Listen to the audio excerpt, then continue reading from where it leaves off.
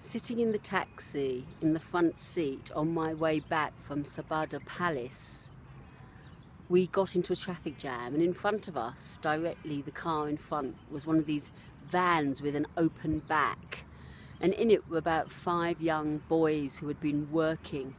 and they looked tired and dirty and finished, really exhausted,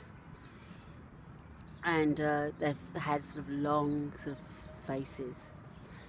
And for a moment, one of the boys in the van and I locked eyes, and his deep black eyes met my blue eyes, and for a moment there was this intense connection, and we smiled at each other. On the other side of the van was another boy who was falling asleep. He was so tired, and I was a bit worried, to be honest, that he was going to fall out of the back of the van because it didn't have a back on it, until I realised it actually had a chain and he was holding onto the chain. But nevertheless, it looked a bit dangerous to me. And then the boy whose eyes had met mine talked to the sleeping boy, and the sleeping boy got up, walked over to his friend, lay down on the floor of the truck and put his head in the lap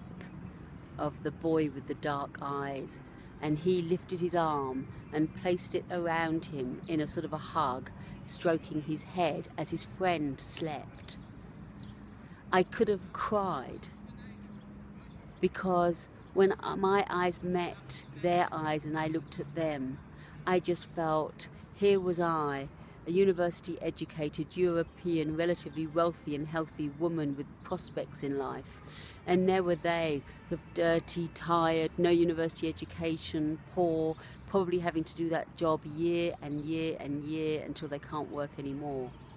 And yet,